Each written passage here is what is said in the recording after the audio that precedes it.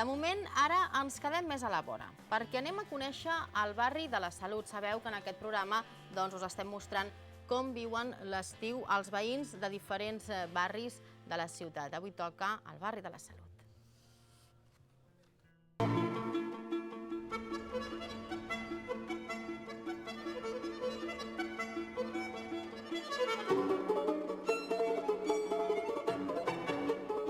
El barri de la Salut té com a protagonistes diverses imatges. Una d'elles és aquesta, gent gran que busca l'ombra per passar el matí. De cop i volta pots trobar-te el Jesús. Té 84 anys i porta tota la vida a la Salut. Mis padres tuvieron que emigrar de Murcia aquí, de Mazarrón.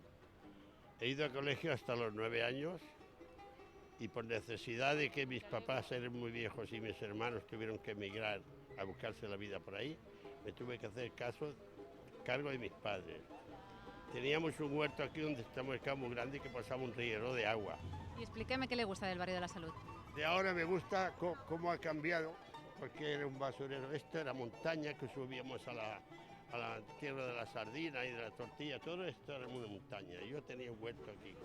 ¿Y cómo se vivía en el barrio de la Salut entonces? Pobre, pero más tranquilo que ahora. ¿Por qué más tranquilo? Porque ahora mismo, si te digo la verdad, me siguieron hace poco en el banco para robarme. Perquè no ens enganyem, el barri poc té a veure amb el que era als anys 60 o 70, quan va començar a rebre l'onada migratòria espanyola.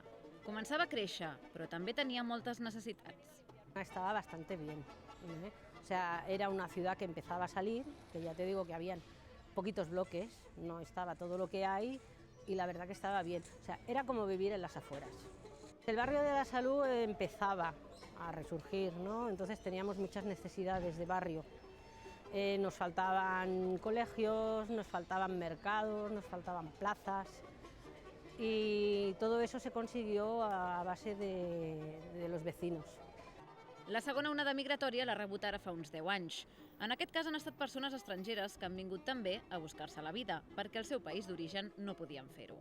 Les necessitats econòmiques li passen factura a tothom, però hi ha col·lectius que han destacat per sobre d'altres per generar problemes de convivència. El boom de los problemas con los pisos patera y con la gente en la calle y todo esto ya es más pequeño, o sea, son distintos problemas, ¿no?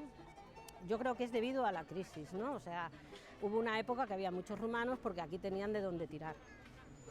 Claro, se acabó el chollo y nadie los ha echado, ¿eh? Por si hay alguna duda de alguien que diga que los han echado, es mentira. Aquí todos los que se han ido porque han querido, porque no han tenido dónde tirar y han tenido que buscarse otras zonas mejores. Esto lleva pasando, pues yo te puedo decir unos 7 u 8 años, que es cuando empezó el tema de que empezaron a venir muchos rumanos, que bueno, empezaron la gente a quejarse, no había una buena convivencia y entonces mucha gente se fue. Las noches en este barrio son jodidas, son muy jodidas. Te explico. Nosotros particularmente en este parque tenemos pues hasta las 2 de la mañana. Esto es una fiesta, o sea, ojalá estuviera como está ahora. Ahora no hay nadie. Yo conté antes de anoche a la 1:44, 17 madres con sus respectivos niños. Son la mayoría árabes, que yo no lo critico ni lo dejo de criticar, que se quede muy claro que de racista no tengo nada, porque precisamente es una de las personas que puede que apoye más a los emigrantes de aquí, pero están en Ramadán. Y entonces, ¿qué pasa? A cierta hora, a las 10 y algo, pues se vienen, no a este parque, o sea, a todos. Zona donde haya árabes, hay el Ramadán y hasta que termine el Ramadán los parques están llenos. El problema que hay, que yo ya he dado las quejas, es porque me da miedo de que algún vecino, que ayer por ejemplo ya hubo uno que estuvo a punto de bajar y no haya palos. Està clar que la diferència de costums i tradicions segueix sent un escull a l'hora de facilitar la convivència. Hi ha altres costums, però, que es poden veure de manera positiva. La Valèria n'és un exemple. Va arribar de Xile l'any 2001. Primer va viure a Madrid i el 2005 va venir a la Salut, després de passar un any a Sant Roc. El que més m'agrada, que per mi és nou, que bueno, ja perquè porto molts anys, però que la gent és al carrer i fa molta vida al carrer, que es posin els veïns a comentar la finca o el sopar o el que sigui i els posi les cadires a l'orera. Això m'agrada molt. Al començament va ser un xoc perquè, clar, no estava acostumada, però una mica que t'acostumes sí que és... Perquè arribis a l'hora que arribis és molt important perquè saps que la gent, hola, què tal, no sé què, i fas una mica la vida social. Es parla molt de la integració dels immigrants i és possible que l'adaptació de la Valèria no sigui com la de la majoria, però ella veu que aquesta munió de cultures és positiva pel barri. És un barri que jo, quan el vaig veure, no m'ha agradat gens ni mica. Però a poc vaig començar a estimar-ho per tota aquesta gent, perquè n'hi ha molta gent d'aquí, d'Andalusia, d'Extremadura, catalans, molt poquet, però molta gent també no vinguda com jo, del Marroc, de Pakistan, d'Àfrica subsahariana, o sigui, també n'hi ha molts sud-americans com jo, o sigui, és un barri molt multicultural i això m'agrada molt.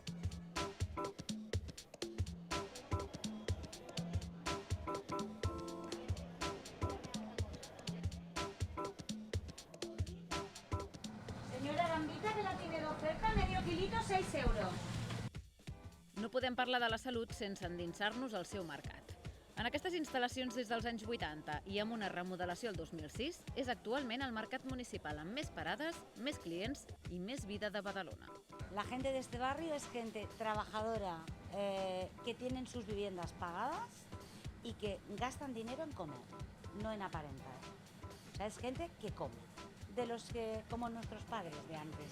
Lo mejor, bueno, pues que está ubicado en una barriada que hay muchísimos pisos y hay muchísima gente. Está muy bien ubicado. Y luego aparte también somos muchas paradas que competimos entre nosotros. Eso es muy bueno porque eso hace que tengamos buenos precios y la gente pues viene porque, claro, hay competencia. Trabajamos con márgenes muy bajitos. Sempre ha sigut un barri de gent obrera, que sempre ha consumit molt, però també han canviat els hàbits.